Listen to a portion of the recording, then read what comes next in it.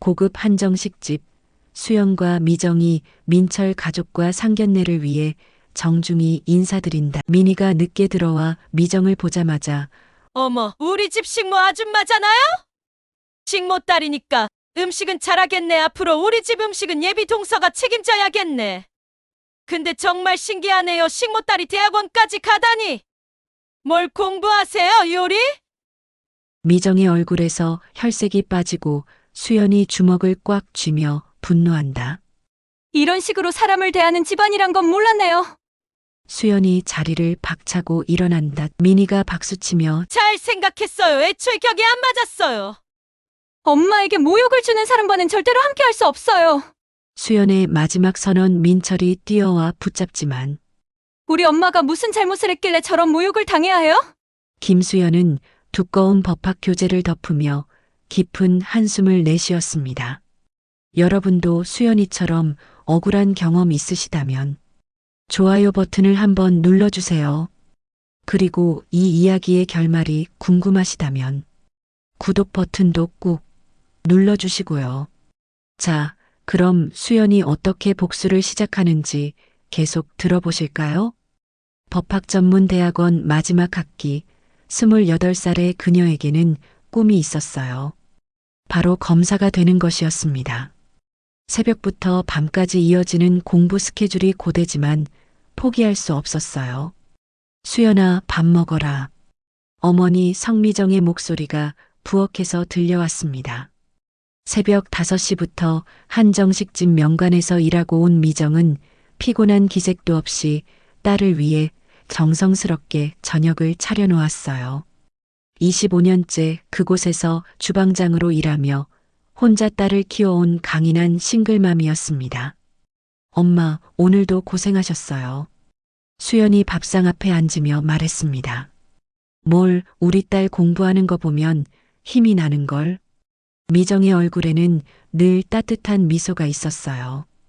미정은 수연이 어릴 때부터 단 한 번도 아버지가 없다는 걸 부끄러워하지 않도록 노력해왔습니다. 대신 2배로 사랑해주고 2배로 열심히 살아가며 딸에게 당당함을 보여주었어요. 그때 수연의 핸드폰이 울렸습니다. 3년째 사귀고 있는 남자친구 조민철이었어요. 수연아, 부모님께 말씀드렸어. 이번 주말에 상견례 하기로 했어. 민철의 목소리에는 설렘이 가득했습니다. 정말요? 드디어. 수연도 기뻐하며 어머니를 바라봤습니다. 우리 가족들도 정말 기대하고 있어. 특히 어머님을 뵙고 싶어 하셔. 민철이 말했습니다.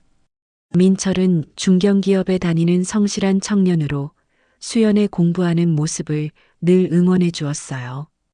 어머니가 식당에서 일한다는 것도 전혀 개의치 않았고 오히려 혼자서 딸을 훌륭하게 키운 미정을 존경한다고 말하곤 했습니다. 전화를 끊은 수연이 어머니에게 말했습니다. 엄마, 상견례 하기로 했어요. 이번 주말에요. 그래, 그럼 준비해야겠네. 미정이 기뻐했지만 한편으로는 걱정도 되었어요. 아버지 없이 자신 혼자 키운 딸, 그리고 식당에서 일하는 자신의 신분이 혹시 민철 가족들에게 좋지 않은 인상을 줄까 봐서였죠. 엄마, 걱정 마세요. 민철 오빠가 그러는데 가족들이 다 좋은 분들이래요.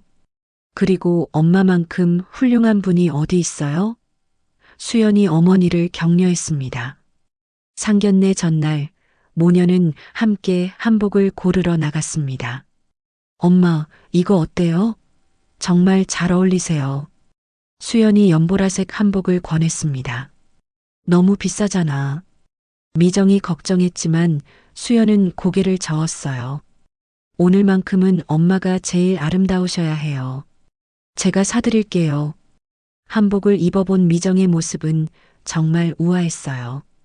25년간 고생한 세월이 무색할 정도로 품격 있는 모습이었습니다. 엄마, 정말 예뻐요. 민철 오빠 부모님들이 엄마를 보시면 깜짝 놀라실 거예요. 수연이 진심으로 말했습니다. 상견례 당일 오후 수연과 미정은 정성스럽게 차려입고 약속 장소인 고급 한정식 집에 도착했습니다. 예약된 룸에 들어서니 이미 민철의 가족들이 자리를 잡고 있었어요. 아버지 조성훈, 어머니 윤경숙, 그리고 형 조민혁이 먼저 와서 기다리고 있었습니다. 안녕하세요. 이렇게 뵙게 되어서 반갑습니다. 수연과 미정이 정중하게 인사를 드리자 성훈이 일어나 맞아주었습니다. 어서 오세요. 민철이가 수연 씨 얘기를 워낙 많이 해서 정말 기대했습니다.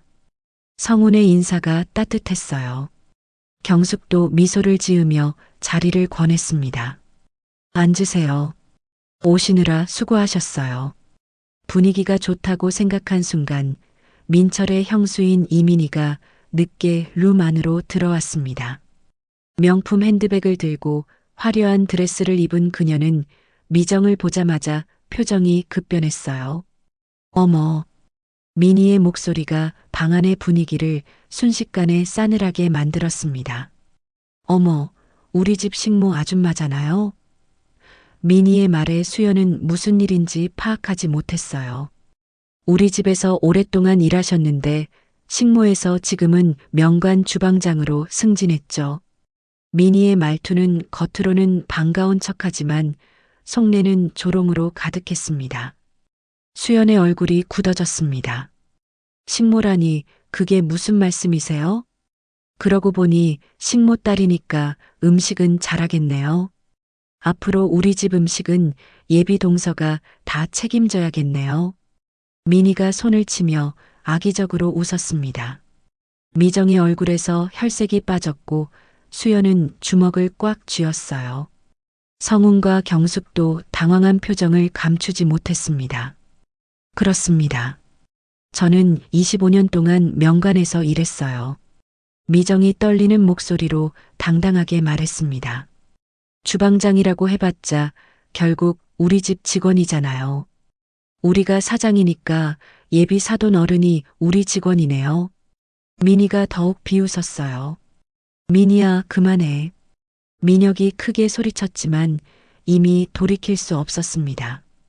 근데 정말 신기하네요. 식모딸이 대학원까지 가다니. 뭘 공부하세요? 요리. 미니의 조롱은 계속되었습니다. 수연은 더 이상 참을 수 없었습니다. 어머니의 손을 꼭 잡고 일어났어요. 이런 식으로 사람을 대하는 집안이란 건 몰랐네요. 저희는 이만 일어나겠습니다. 뭘 잘못했다는 거예요?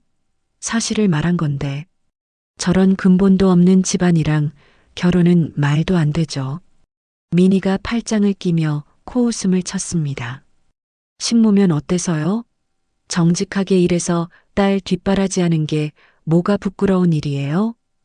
수연의 목소리가 떨렸습니다. 민철이 당황해서 수연을 붙잡으려 했습니다. 수연아, 잠깐만 기다려. 싫어요. 저는 이런 가족과는 인연을 맺을 수 없어요. 수연이 단호하게 말했습니다. 미니가 박수를 쳤습니다. 잘 생각했어요. 애초에 격이 안 맞았어요. 가자, 수연아. 미정의 목소리는 차가웠지만 눈물이 글썽였습니다. 우리 일은 없었던 걸로 해요. 엄마에게 모욕을 주는 사람과는 절대로 함께할 수 없어요. 수연의 마지막 말과 함께 모녀는 자리를 박차고 나왔습니다. 식당 밖으로 나온 수연과 미정에게 민철이 황급히 뛰어와 수연의 팔을 붙잡았습니다. 수연아, 제발 나한테 기회를 줘. 미안해. 내가 형수를 말렸어야 했는데. 말렸어야 했다고요? 수연이 팔을 뿌리치며 소리쳤습니다. 우리 엄마가 무슨 잘못을 했길래 저런 모욕을 당해야 해요? 수연아, 형수는 원래 말이 좀 그래. 나쁜 의도는 아니었을 거야.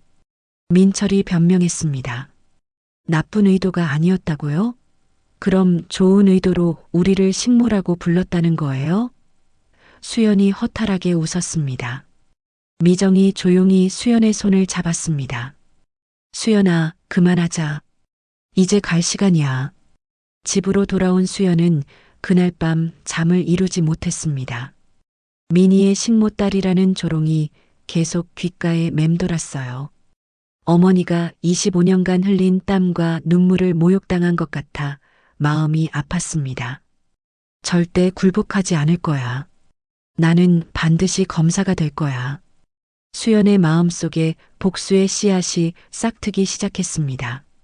그날 이후 수연의 인생은 완전히 달라지게 될 것이었습니다.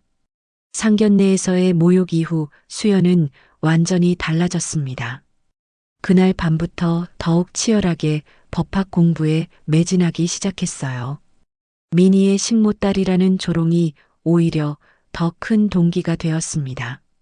절대 굴복하지 않을 거야. 검사가 되어 저런 사람들을 혼내주겠어. 수연은 책상 앞에 앉아 법전을 펼치며 속으로 다짐했습니다. 민철은 매일같이 수연을 찾아와 사과했지만 수연의 마음은 이미 돌아섰어요. 수연아, 제발 한 번만 기회를 줘. 형수 때문에 우리가 헤어질 수는 없잖아. 민철이 간절하게 말했습니다. 민철 오빠, 그날 제가 무엇보다 실망한 건 오빠였어요. 수연이 차갑게 말했습니다. 엄마가 모욕당할 때 왜 아무 말도 하지 않았어요? 나도 당황해서. 민철이 변명했지만 수연은 고개를 저었습니다. 당황이 핑계가 될 수 있나요? 사랑한다면서 정작 중요한 순간에는 가만히 있었잖아요. 수연의 말에 민철은 할 말을 잃었습니다. 수연은 그 후로 민철의 연락을 모두 차단하고 오직 공부에만 몰두했습니다. 변호사 시험을 거쳐 검사까지 되겠다는 목표가 더욱 확고해졌어요. 새벽부터 밤까지 도서관에서 살다시피 했습니다. 수연아, 너무 무리하지 마. 어머니 미정이 걱정스럽게 말했습니다. 괜찮아요, 엄마. 저는 반드시 성공할 거예요. 수연의 눈에는 강한 의지가 타오르고 있었습니다. 한편 미정은 25년간 일했던 명관을 그만두기로 결심했습니다. 수연이 상견례에서 당한 모욕을 생각하니 더 이상 그곳에서 일할 수 없었어요. 사장님께 오래 신세 많이 졌는데 이제 그만두려고 합니다. 미정이 사장실에서 단호하게 말했습니다. 갑자기 무슨 소리예요? 미정 씨가 없으면 우리 주방이 어떻게 돌아가요? 명관 사장이 놀라며 말했습니다. 사위한테서 들었어요. 상견례에서 무슨 일이 있었다고. 사장의 목소리에 미안함이 묻어났습니다. 그럼 아시잖아요. 미정의 목소리에 분노가 섞였습니다. 25년 동안 성실하게 일했는데 그 딸이 제 딸 앞에서 식모딸이라고 했어요. 수연은 어머니가 그만둔 후 더욱 분발했습니다. 엄마가 자신 때문에 직장까지 그만두게 된 것이 미안했고 동시에 더 큰 성공을 이루겠다는 다짐이 섰어요. 몇 주 후 미정은 작은 상가 건물에 수미식당이라는 간판을 걸었습니다. 25년간 모은 적금과 퇴직금을 모두 투자한 작은 공간이었어요. 엄마, 정말 괜찮으세요? 너무 무리하시는 거 아니에요? 수연이 걱정했습니다. 괜찮다, 수연아. 엄마도 새로 시작할 거야. 우리 둘 다 다시 일어서자. 미정이 딸을 격려했습니다. 네, 엄마. 저도 더 열심히 공부해서 꼭 검사가 될게요. 수연은 어머니의 용기에서 힘을 얻었습니다. 한편 민희는 여전히 회사에서 공금으로 명품을 사며 사치 생활을 이어가고 있었습니다. 에르메스 가방, 샤넬 액세서리까지 회사 카드로 개인 쇼핑을 하는 것이 일상이었죠. 여보, 이번 주말에 유럽 여행 어때? 회사 출장비 명목으로 처리하면 되잖아. 민희가 민혁에게 제안했습니다. 또, 지난달에도 갔다 왔잖아. 민혁이 걱정스럽게 말했습니다. 괜찮아요. 바이어 미팅한다고 하면 되니까. 민희는 전혀 개의치 않았습니다. 그들은 회사 돈을 자신들의 용돈처럼 사용하며 가짜 계약서까지 만들어 수억 원을 빼돌리고 있었어요. 반면 직원들은 월급을 제때 받지 못하는 일이 잦아졌습니다. 수연은 이런 상황을 전혀 모른 채 오직 공부에만 매진했습니다. 몇 달 후 사법고시 1차 시험 결과가 발표되었어요. 엄마, 해냈어요. 1차 시험 합격했어요. 수연이 미정에게 달려가 안겼습니다. 정말? 우리 수연이가? 미정도 믿을 수 없다는 표정으로 딸을 끌어안았습니다. 수미식당은 그날 기쁨의 눈물로 가득했어요. 상견례에서 당한 모욕이 오히려 더 큰 성취의 원동력이 되고 있었습니다. 이제 검사 시험만 남았어요. 조금만 더 힘내면 돼요.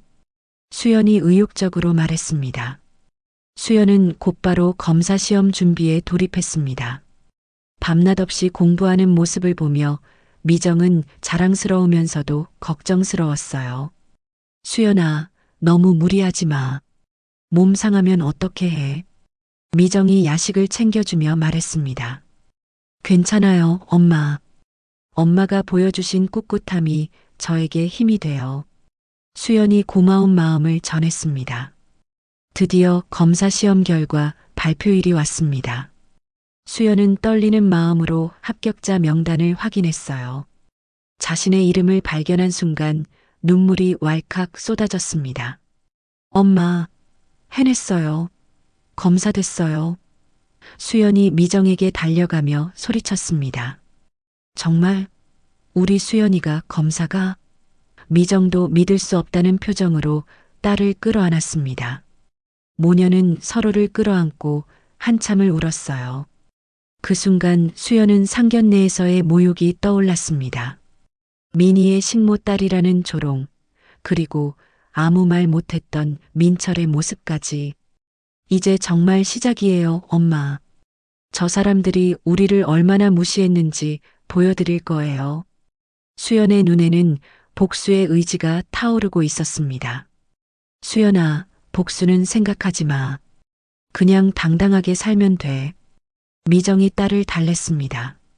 엄마, 저는 정의를 실현하고 싶어요. 저런 사람들이 제대로 된 처벌을 받아야 해요.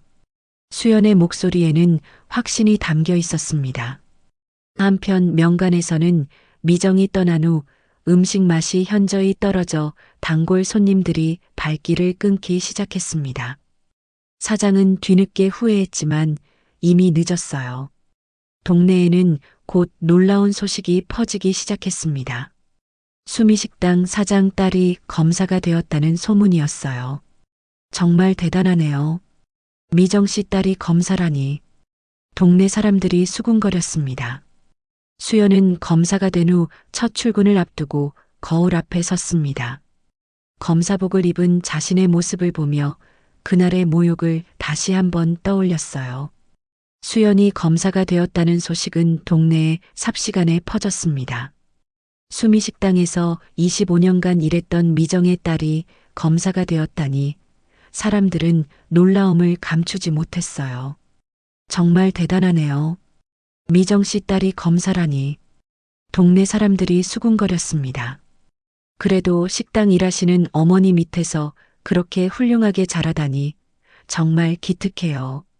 수미식당을 찾는 손님들이 칭찬을 아끼지 않았습니다.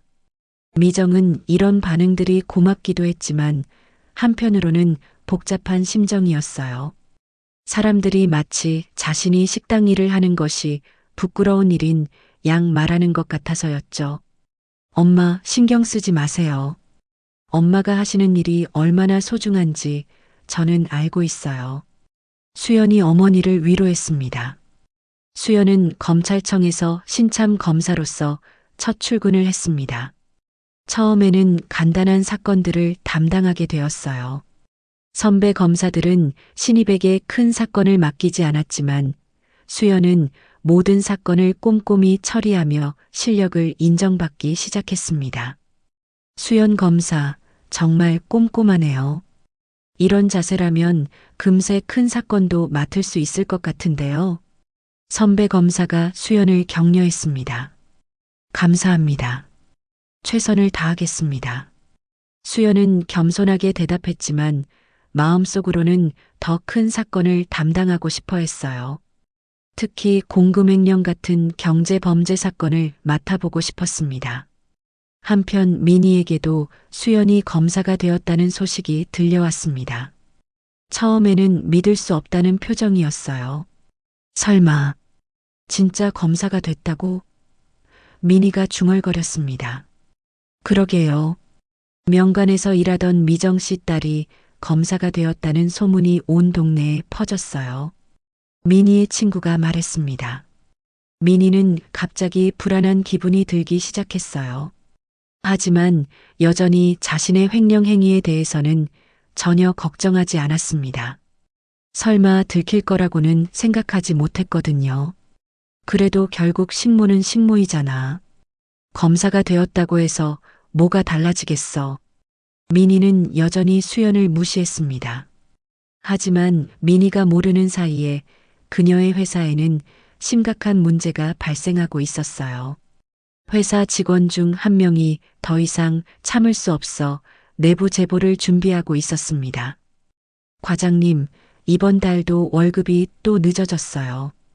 이게 벌써 5번째인데 직원 중 한 명이 불만을 토로했습니다. 그런데 사장님들은 계속 해외여행 다니시고 비싼 차 새로 사시고 이게 말이 되나요? 다른 직원도 동조했습니다. 저도 더 이상은 못 참겠어요. 우리가 받을 월급으로 사장님들이 사치를 부리는 거잖아요. 회계 담당 직원이 분노했습니다. 그 직원은 몰래 회사의 회계 장부를 정리하기 시작했어요. 민혁과 민희가 회사 돈으로 구매한 명품들, 개인 여행비로 사용한 출장비, 그리고 가짜 계약서로 빼돌린 돈까지 모든 증거를 수집했습니다. 에르메스 가방 1,500만 원, 샤넬 액세서리 800만 원, 유럽 여행비 3천만 원. 이런 게 어디 회사 업무용이야? 직원이 분노하며 증거를 정리했습니다. 특히 가짜 계약서를 통한 횡령 규모는 상상을 초월했어요. 존재하지도 않는 업체와 계약을 맺고 수억 원을 빼돌린 흔적이 고스란히 남아 있었습니다. 이 정도면 충분한 증거가 될 거야. 이제 신고해야겠어. 그 직원은 마침내 결심을 굳혔습니다. 며칠 후 민혁과 민희의 회사에 뜻밖의 손님들이 찾아왔습니다. 국세청 조사관들이었어요. 세무조사입니다. 협조 부탁드립니다. 조사관들이 회사 안으로 들어왔습니다. 세무조사요? 갑자기 왜?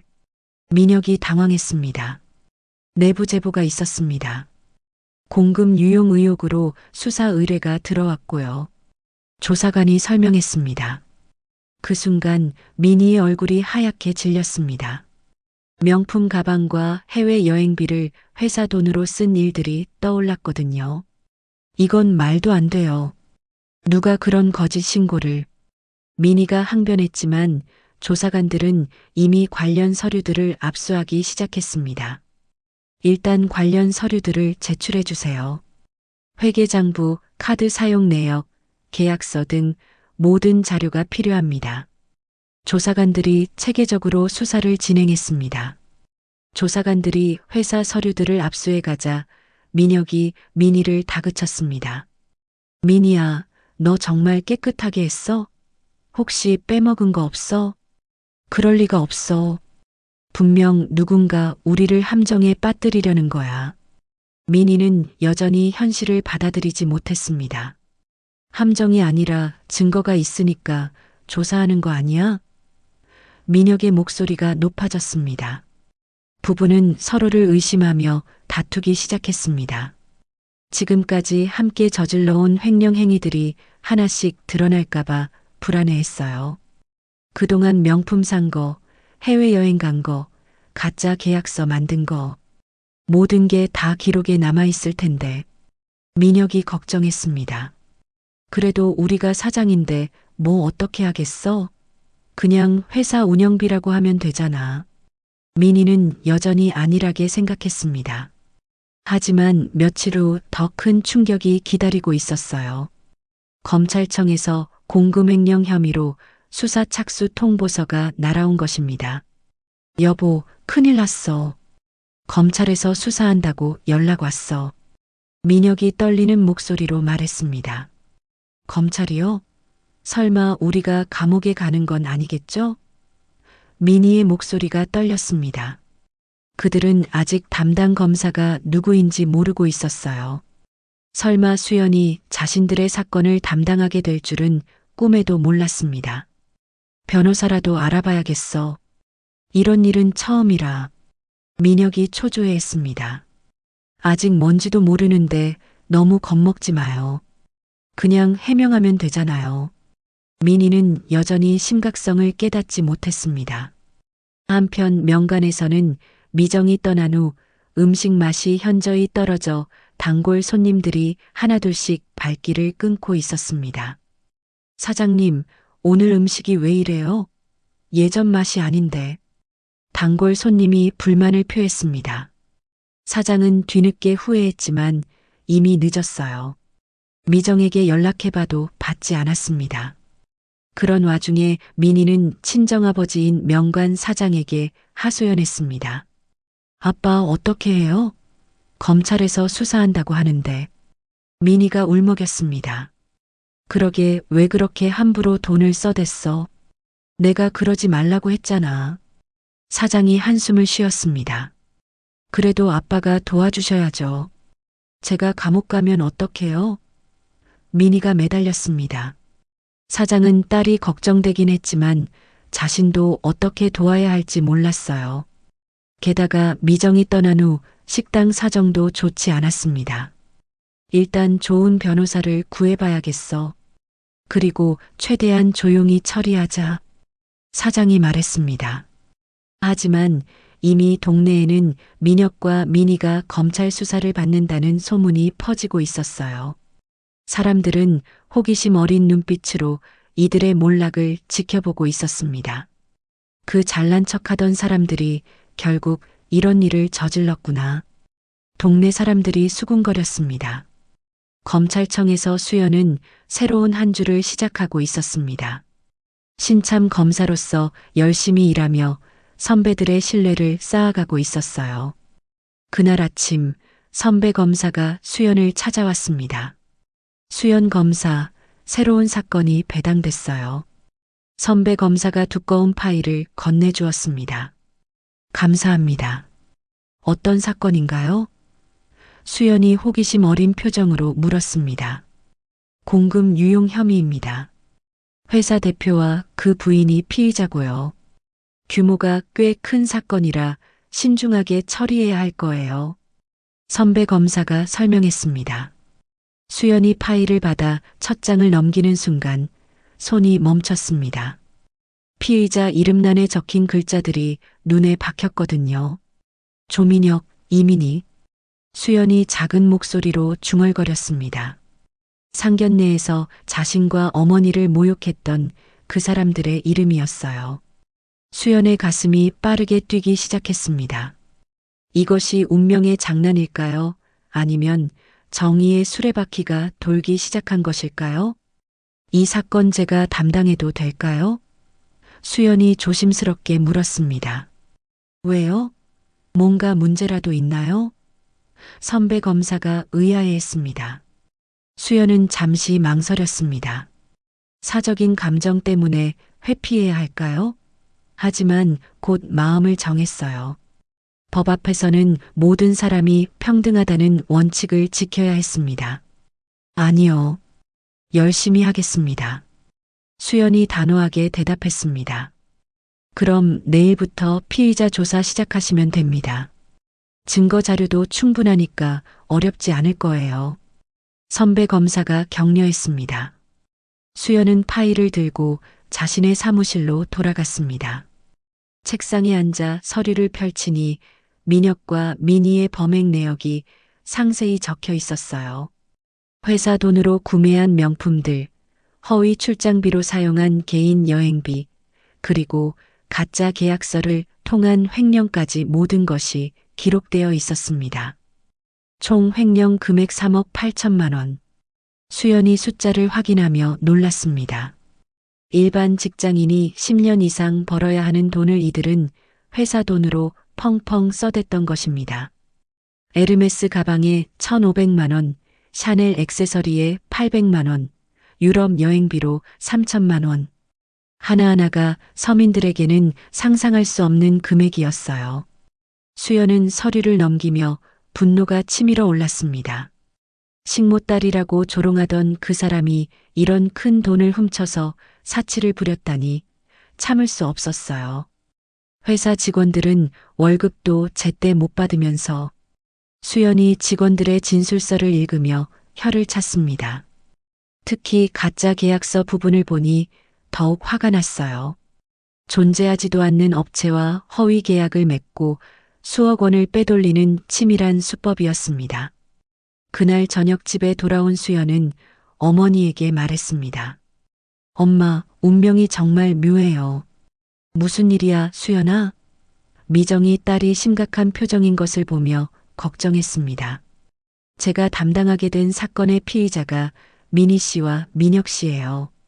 수연이 말했습니다. 미정의 표정이 순간 굳어졌습니다. 정말? 네. 공금 유용 혐의래요. 회사 돈을 개인적으로 사용한 게 발각된 것 같아요. 수연의 목소리에는 묘한 감정이 섞여 있었습니다. 미정은 한동안 말이 없었어요. 그날 상견례에서의 모욕이 떠올랐습니다. 식모딸이라고 조롱하던 민희의 모습, 그리고 아무 말도 하지 못했던 자신의 모습까지요. 그럼 너는 어떻게 할 거야? 미정이 조심스럽게 물었습니다. 객관적으로 수사하겠어요. 법 앞에서는 모든 사람이 평등하니까요. 수연의 눈빛이 차갑게 빛났습니다. 하지만 마음이 편하지는 않을 텐데. 미정이 걱정했습니다. 엄마, 저는 검사예요. 개인적인 감정보다는 법과 정의가 우선이에요. 수연이 어머니를 안심시켰습니다. 사실 수연의 마음속에는 복잡한 감정이 교차하고 있었어요. 복수할 기회가 온 것에 대한 희열과 동시에 검사로서의 책임감이 충돌하고 있었습니다. 그 무렵 민혁과 민희는 변호사를 찾아가 상담을 받고 있었습니다. 검찰 수사가 시작된다는 통보를 받은 후 불안에 떨고 있었어요. 상황이 어떤가요? 민혁이 변호사에게 물었습니다. 일단 담당 검사가 누구인지 알아봐야겠어요. 그에 따라 대응 방식이 달라질 수 있거든요. 변호사가 설명했습니다. 그럼 빨리 알아봐 주세요. 하루빨리 이 일을 정리하고 싶어요. 민희가 다급하게 말했습니다. 며칠 후 변호사로부터 충격적인 소식이 들려왔습니다. 담당 검사가 김수현이라고 합니다. 변호사가 전화로 알려줬습니다. 김수현이요? 그게 누구? 민혁이 말하다가 멈췄습니다. 순간 민희의 얼굴이 창백해졌어요. 설마 그 김수현 말이에요? 누구야? 아는 사람이야? 민혁이 당황해서 물었습니다. 민철 전 여자친구, 그 식모 딸이에요. 민희의 목소리가 떨렸습니다. 민혁도 이제야 상황을 이해했습니다. 그럼 우리가 상견례에서 모욕했던 그 사람이? 네, 맞아요. 민희가 절망적인 표정을 지었습니다. 이제야 두 사람은 상황의 심각성을 깨달았어요. 자신들이 모욕했던 사람이 이제 자신들을 심판할 위치에 있다는 사실이 믿어지지 않았습니다. 이건 공정한 수사가 될 수 없어요. 개인적 원한이 있는 검사가 담당하다니. 민희가 분노했습니다. 그럼 어떻게 해야 해? 민혁이 초조해했습니다. 회피 신청을 해볼 수 있지만 그럴 만한 명분이 있어야 해요. 변호사가 설명했습니다. 하지만 단순히 상견례에서 말다툼이 있었다는 것만으로는 회피 사유가 되기 어려웠어요.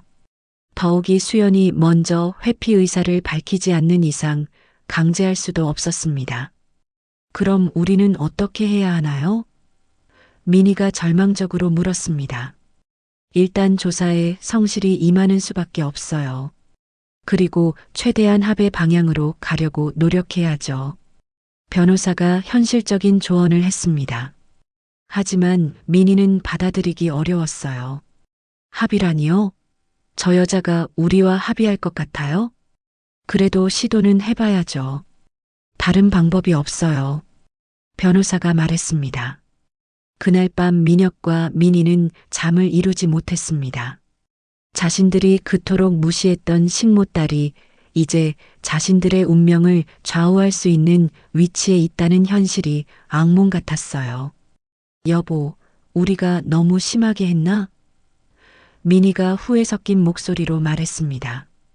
이제 와서 후회해도 소용없어. 일단 조사부터 받아보자. 민혁이 한숨을 쉬었습니다. 한편 민철은 이 소식을 듣고 복잡한 심정에 빠져 있었습니다. 자신이 사랑했던 여자가 이제 자신의 가족을 심판하는 위치에 있다니 참으로 아이러니한 상황이었어요. 수연아, 미안해. 그때 내가 막았어야 했는데. 민철이 혼자 중얼거렸습니다. 하지만 이미 돌이킬 수 없었습니다. 운명의 수레바퀴는 이미 돌기 시작했고 내일이면 첫 번째 조사가 시작될 예정이었어요. 수연은 조사 준비를 위해 늦은 밤까지 서류를 검토했습니다. 모든 증거를 꼼꼼히 살펴보며 완벽한 조사 계획을 세웠어요. 내일이면 모든 게 시작되는구나. 수연이 창밖을 바라보며 중얼거렸습니다.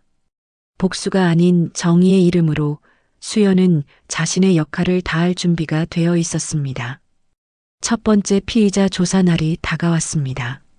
수연은 철저히 준비했어요. 개인적인 감정은 접어두고 오직 법과 증거에만 의존하기로 했습니다. 아침 일찍 검찰청에 도착한 수연은 조사실을 점검하며 마음을 다잡았어요. 오늘만큼은 완벽해야 해. 그들이 트집 잡을 여지를 주면 안 돼. 수연이 속으로 다짐했습니다. 오전 10시 검찰청 조사실에서 첫 조사가 시작되었습니다. 민혁과 민희가 변호사와 함께 들어왔는데 민희는 수연을 보자마자 얼굴이 일그러졌습니다. 어머, 이게 누구야? 민희의 목소리가 조사실에 울렸습니다. 마치 믿을 수 없다는 듯한 표정이었어요. 피의자는 조용히 하십시오. 수연이 차분하게 말했지만 민희는 멈추지 않았습니다. 야, 당신이 김수연이지? 식모. 민희가 말하려는 순간 변호사가 급히 제지했습니다. 피의자 조사에 지장을 주는 발언은 자제해 주세요. 변호사가 당황해서 말했습니다. 지장을 준다고? 저 여자가 누군지 알아요? 우리 집 식모였던 여자 딸이에요. 민희가 흥분하며 소리쳤습니다. 수연은 전혀 동요하지 않았습니다. 피의자 이민희 씨, 개인적인 감정은 접어두시고 조사에 협조해 주시기 바랍니다. 개인적인 감정? 당신 지금 복수하려는 거 아니야? 민희가 테이블을 치며 일어났습니다. 민혁이 아내를 말렸습니다. 민희야, 그만해. 상황만 더 나빠져. 하지만 민희는 흥분을 가라앉히지 못했습니다. 이런 걸 공정한 수사라고 할 수 있어요? 개인적 원한이 있는 검사가 담당하다니. 수연이 파일을 펼치며 말했습니다. 그럼 회피 신청을 하시든지요.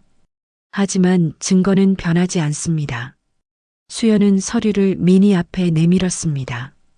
민희 씨, 이 영수증들 기억나시나요? 영수증들을 본 민희의 얼굴이 창백해졌습니다. 명품 매장에서 받은 것들이었거든요. 에르메스, 샤넬, 루이비통. 하나하나가 수백만 원에서 1,000만 원이 넘는 것들이었어요. 이건 총 1억 원어치의 명품 구매 내역입니다. 모두 회사 카드로 결제되었고요. 수연이 차분하게 설명했습니다. 그건 회사 업무용이었어요. 민희가 변명했습니다. 업무용으로 에르메스 가방이 필요했나요? 수연의 질문에 민희는 말문이 막혔습니다. 수연이 다른 서류를 꺼냈습니다. 그리고 이건 뭔가요? 유럽 여행 경비 3,000만 원.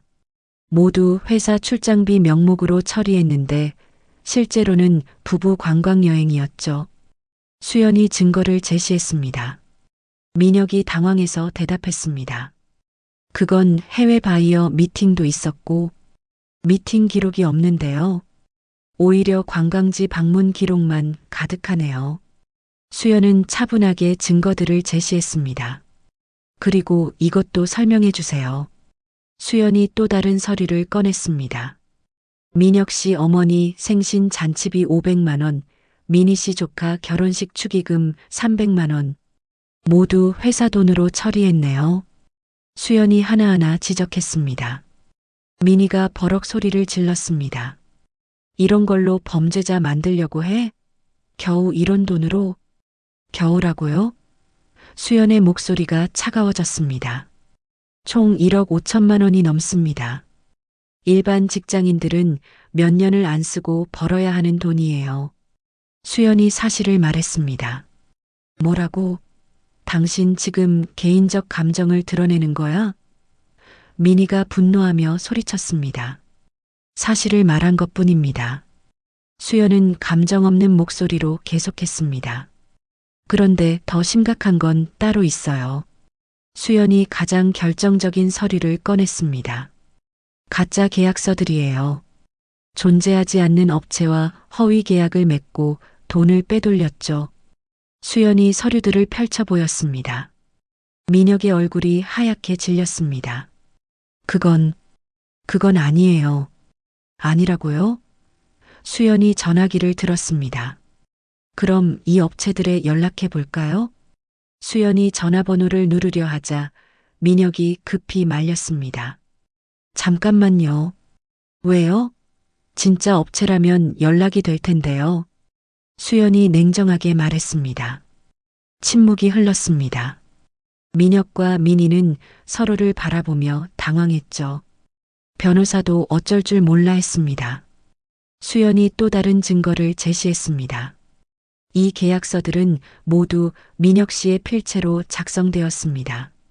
필적 감정 결과 일치율이 98%예요.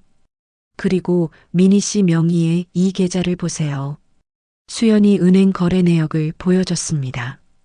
가짜 업체로 송금된 돈이 이 계좌로 다시 돌아온 기록이 있어요. 총 8번에 걸쳐 2억 3천만 원이 입금되었네요. 수연이 치밀하게 준비한 증거를 제시했습니다. 민희가 주저앉으며 울기 시작했습니다. 이건 말도 안 돼요. 총 횡령 금액은 3억 8천만 원입니다.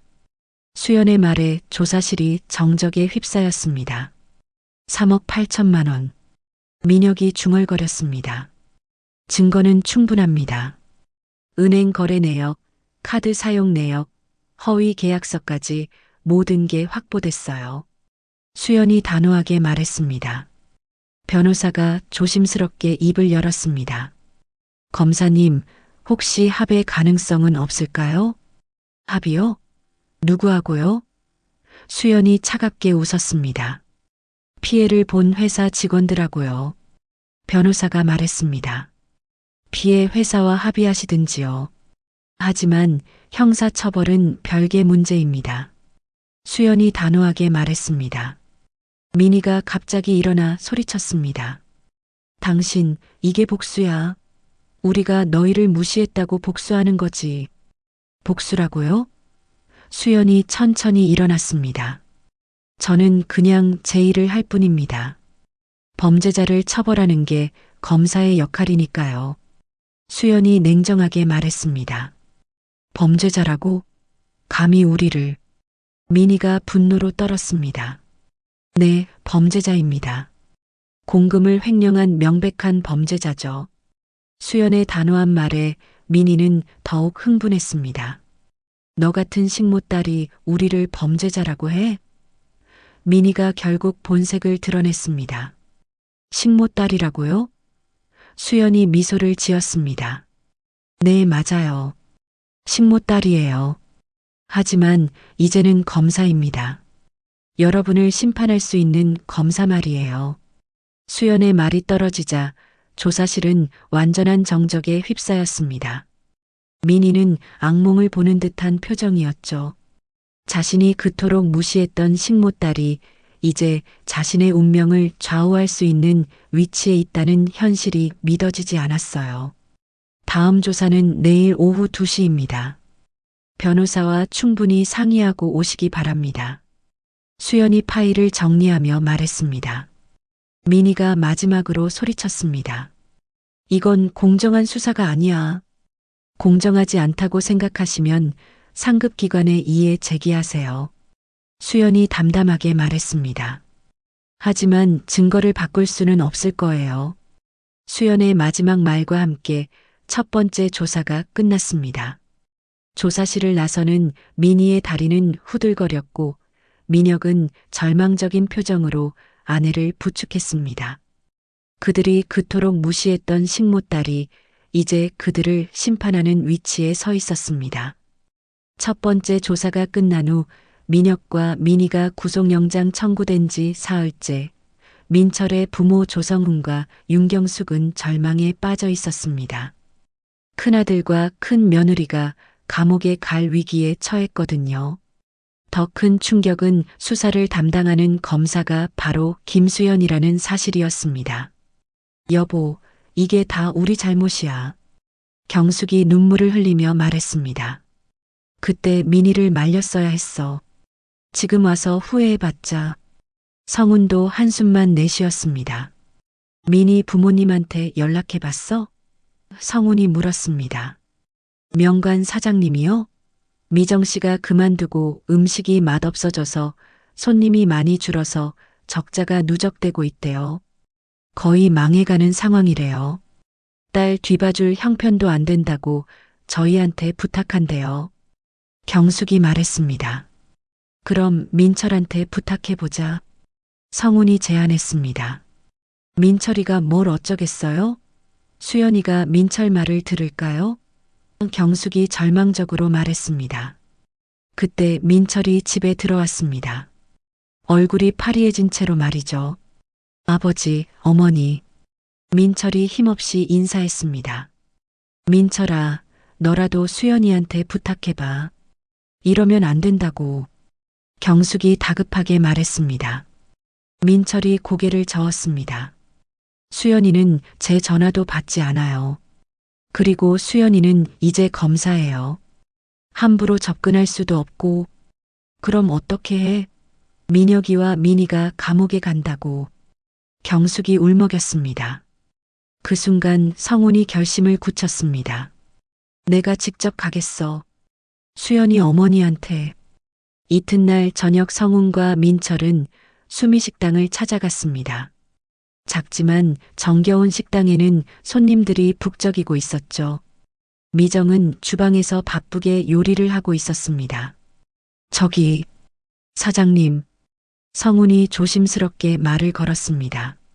미정이 돌아보자 순간 정적이 흘렸죠. 상견례 때의 기억이 떠올랐습니다. 무슨 일로 오셨어요? 미정의 목소리는 차가웠습니다. 잠깐 얘기 좀 할 수 있을까요? 성훈이 고개를 숙였습니다. 무슨 말씀이요? 할 말 없어요. 미정이 단호하게 말했습니다. 제발 부탁이에요. 성훈이 간절하게 말했습니다. 미정은 잠시 망설이다가 다른 직원에게 주방을 맡기고 나왔습니다.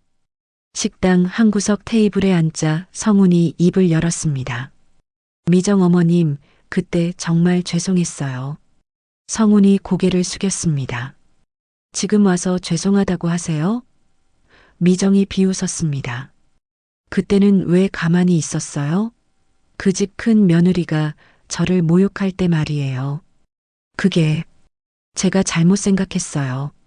성훈의 목소리가 떨렸습니다. 민희가 너무 나갔어요. 하지만 지금은 상황이 다르지 않습니까? 성훈이 조심스럽게 말했습니다. 다르다고요?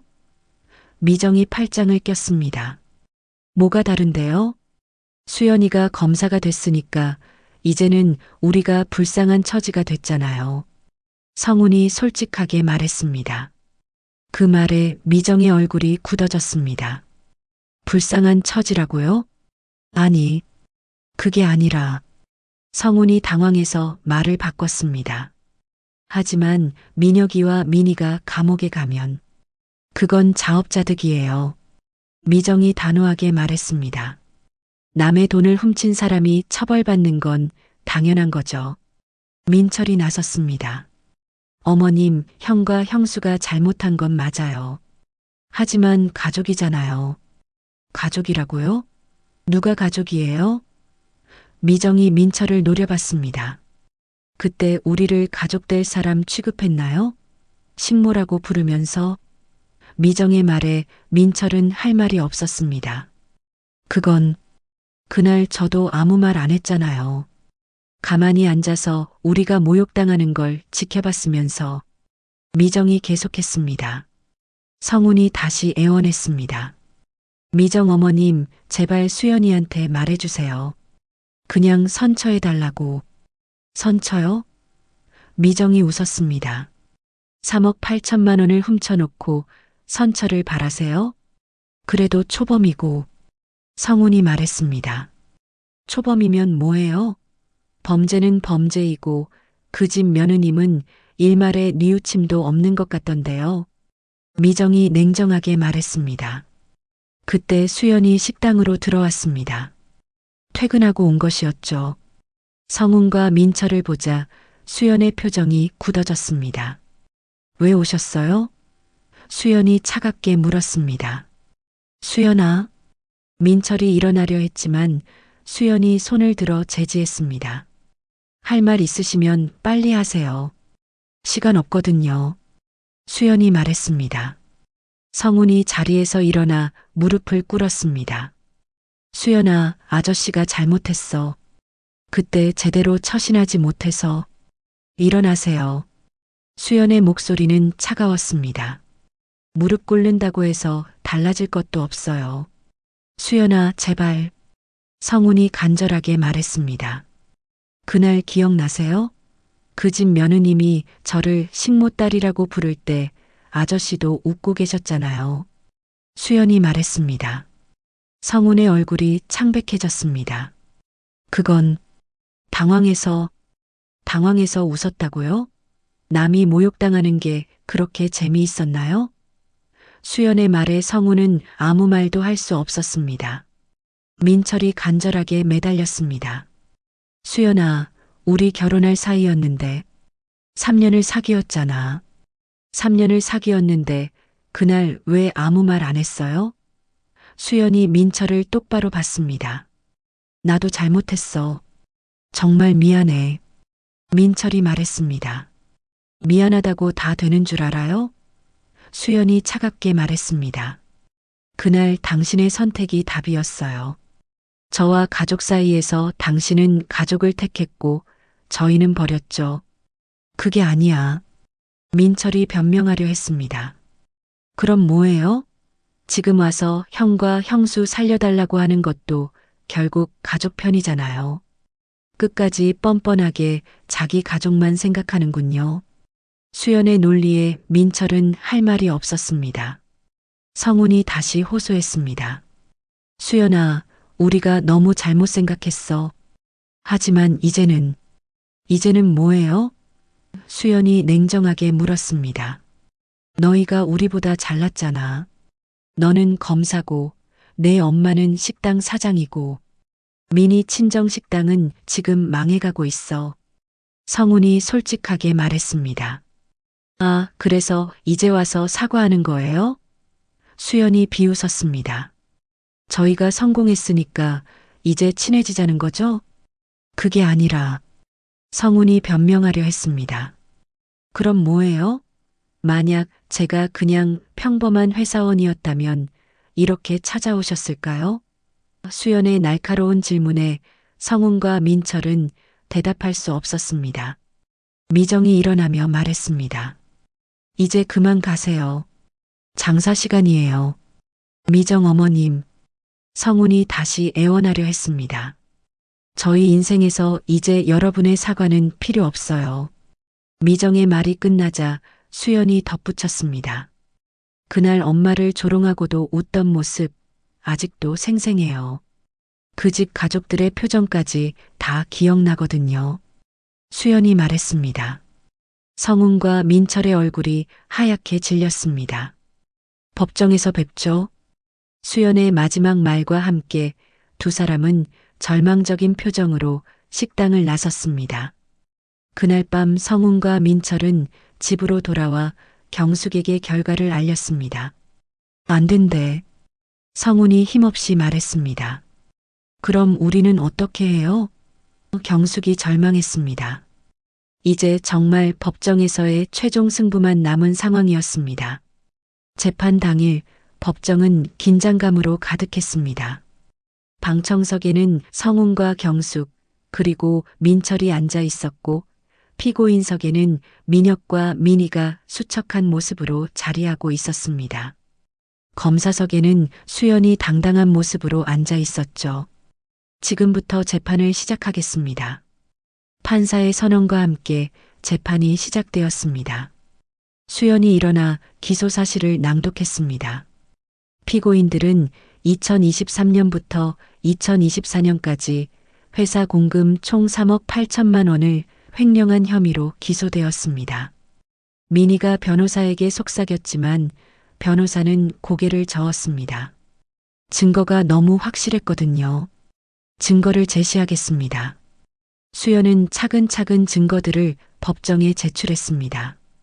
피고인 이민희는 에르메스 가방 구매에 1,500만 원, 샤넬 액세서리에 1,800만 원, 루이비통 신발에 700만 원을 회사 돈으로 사용했습니다. 수연이 하나하나 열거했습니다. 다음 증거 목록에서 보시듯이 수없이 많은 개인 사치품을 회사 돈으로 결제했고 그 금액이 무려 1억 8천만 원입니다. 수연의 목소리에 힘이 실렸습니다. 그 사이 회사 직원들에게는 상습적으로 임금을 체불했으며 퇴직금도 제대로 지급한 적이 없어서 내부 고발이 된 것입니다. 수연이 계속 설명했습니다. 방청석에서 경숙이 한숨을 쉬었습니다. 그리고 피고인 조민혁은 존재하지도 않는 업체와 가짜 계약서를 만들어 2억 원을 빼돌렸습니다. 수연이 가장 결정적인 증거를 제시했습니다. 판사가 피고인들에게 물었습니다. 피고인들, 검사의 기소 사실을 인정합니까? 민혁이 떨리는 목소리로 대답했습니다. 죄송합니다. 잘못했습니다. 하지만 민희는 달랐습니다. 저는 인정할 수 없어요.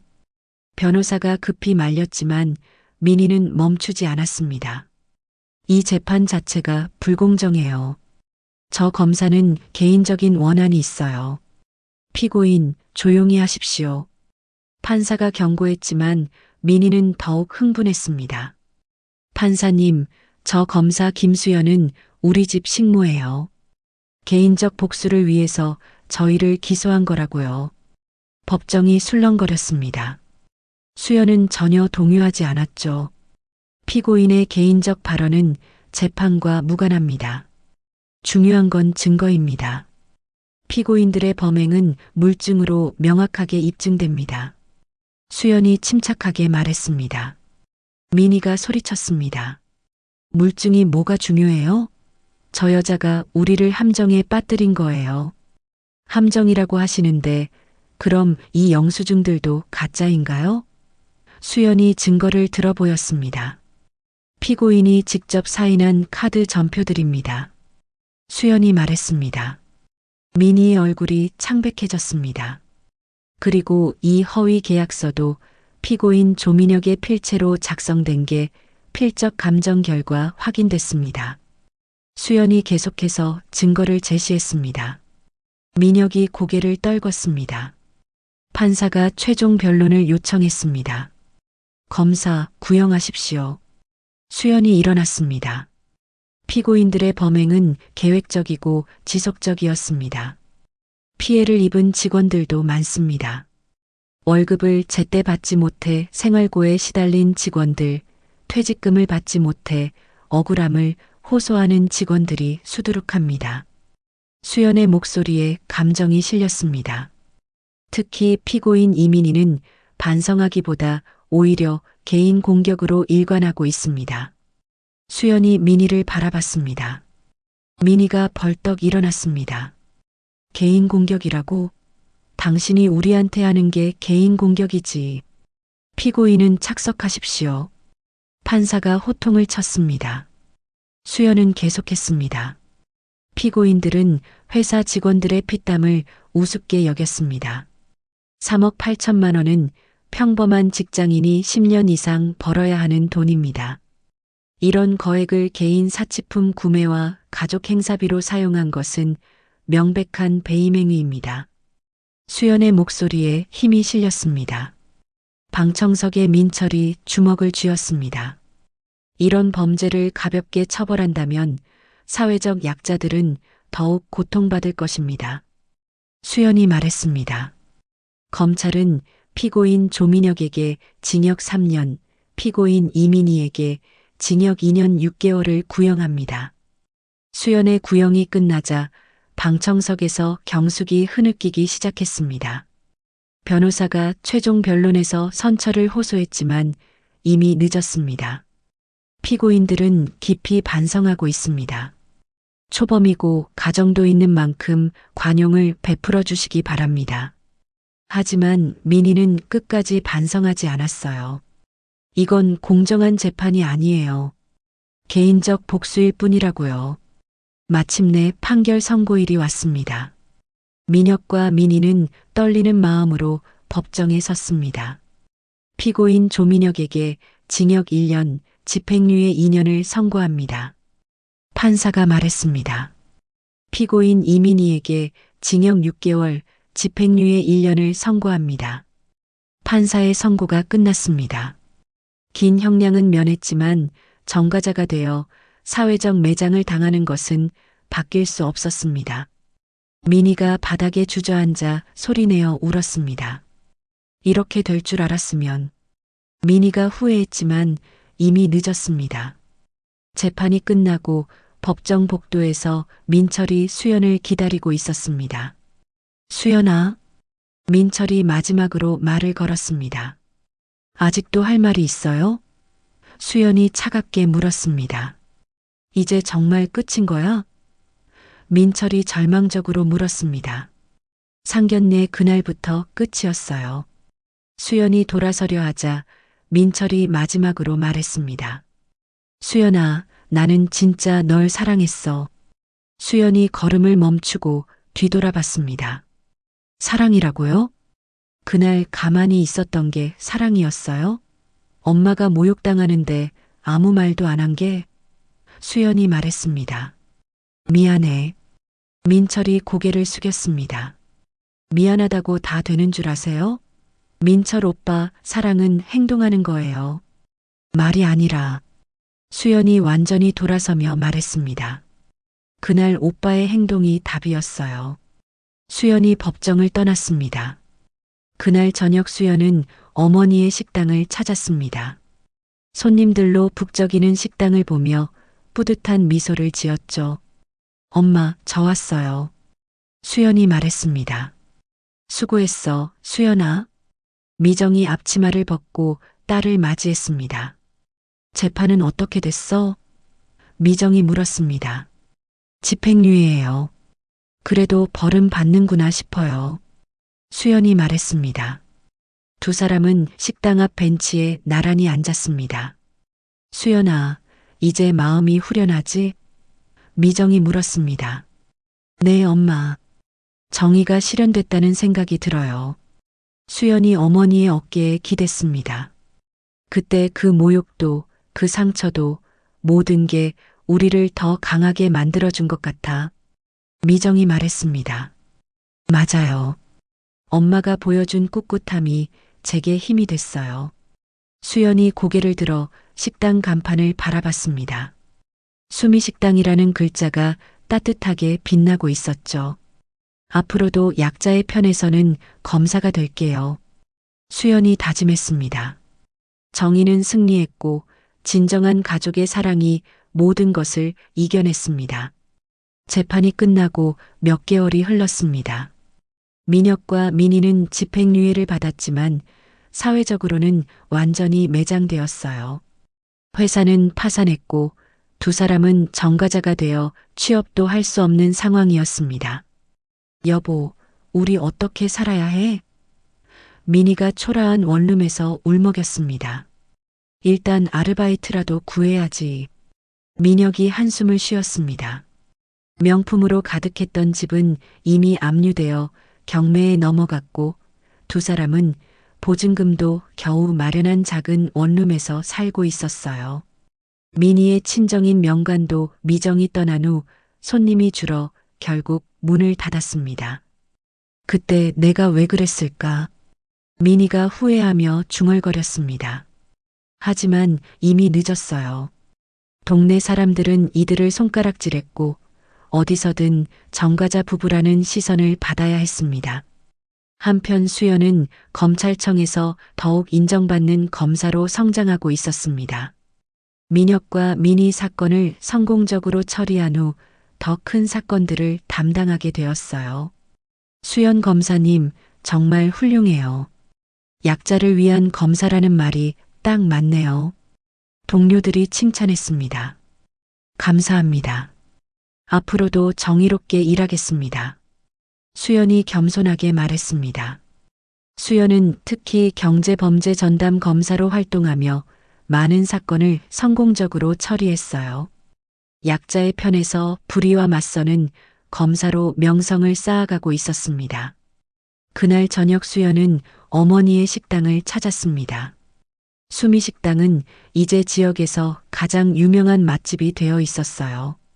정성스러운 음식과 따뜻한 서비스로 전국에서 손님들이 찾아올 정도였습니다. 엄마, 저 왔어요. 수연이 식당에 들어섰습니다. 수연아, 오늘도 수고 많았어. 미정이 환한 미소로 딸을 맞았습니다. 손님이 정말 많아졌네요. 벌써 대기표까지 나누고 계시고. 수연이 북적이는 식당을 둘러보며 말했습니다. 요즘은 TV에도 나왔다고 전국에서 오시더라고. 미쉐린 가이드에도 소개됐어.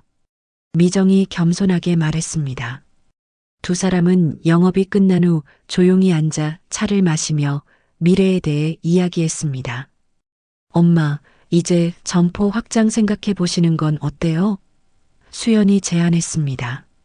글쎄, 너무 욕심 부리지 말고 지금처럼 정성스럽게 하는 게 좋을 것 같아. 미정이 신중하게 말했습니다. 그때 식당 문이 열리며 누군가 들어왔습니다. 민철이었어요.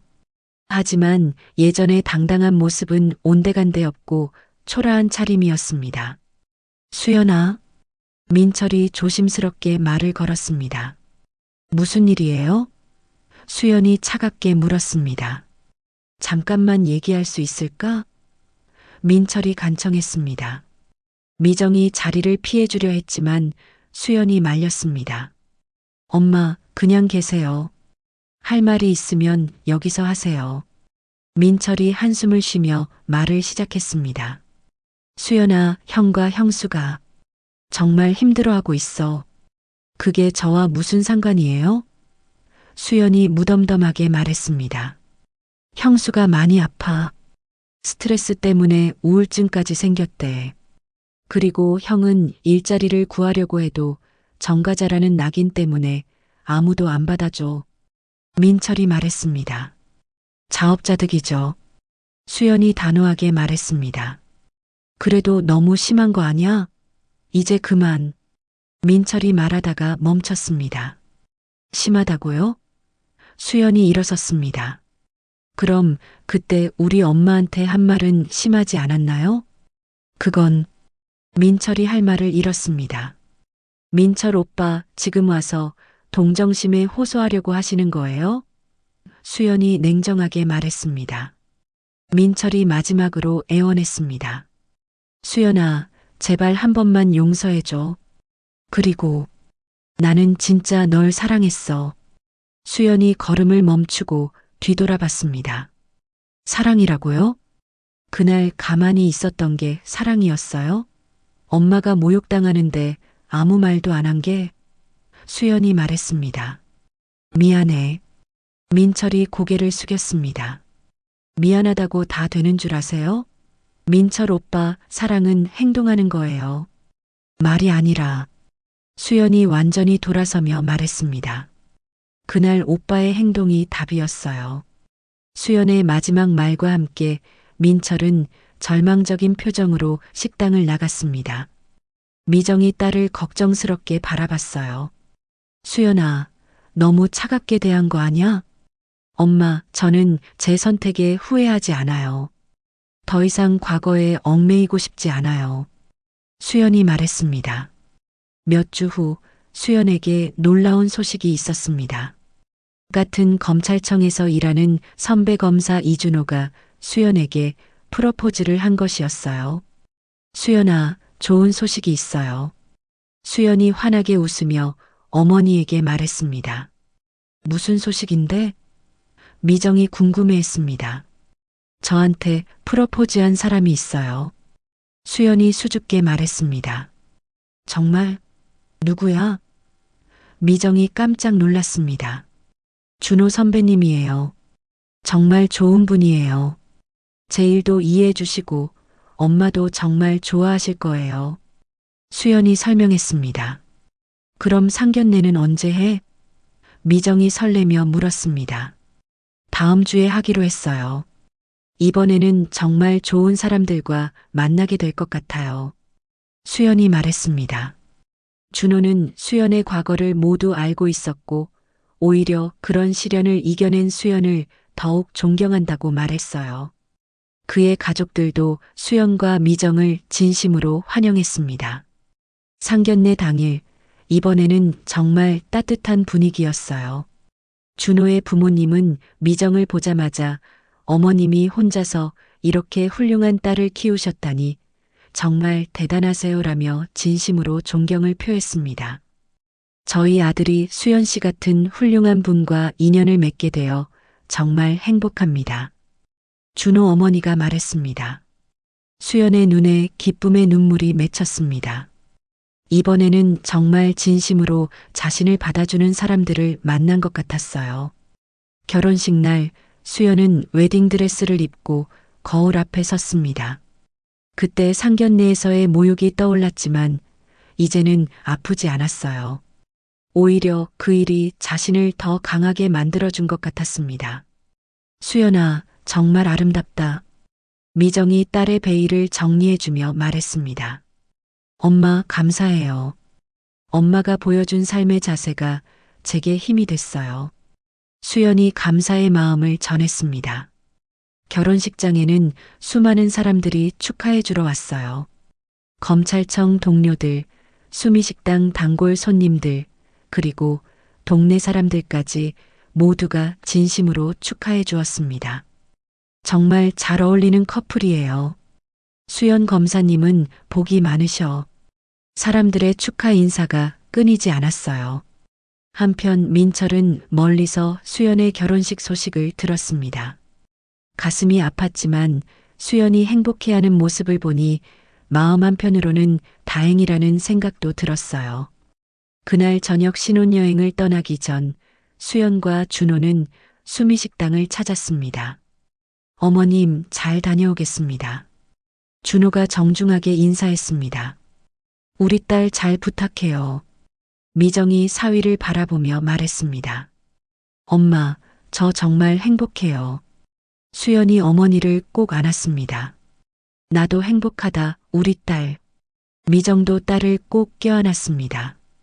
수연은 이제 완전히 과거의 상처에서 벗어났어요. 복수가 아닌 자신만의 길을 걸어가며 진정한 행복을 찾은 것이었습니다. 엄마, 그때 그 일이 없었다면 지금의 제가 없었을 거예요. 수연이 말했습니다. 맞아. 시련이 있었기에 더 소중한 걸 알게 됐지. 미정이 동의했습니다. 창밖으로는 수미식당의 간판이 따뜻하게 빛나고 있었습니다. 과거의 상처는 이제 그들을 더욱 단단하게 만든 자양분이 되었어요. 식모의 딸이라고 조롱받았던 수연은 이제 정의를 실현하는 검사가 되었고 미정은 성공한 사업가가 되었습니다. 반면 그들을 모욕했던 사람들은 모든 것을 잃고 후회 속에서 살아가고 있었어요. 진정한 승리는 복수가 아니라 자신의 길을 묵묵히 걸어온 것 자체였습니다. 그들의 진짜 행복은 이제 막 시작된 것이었어요.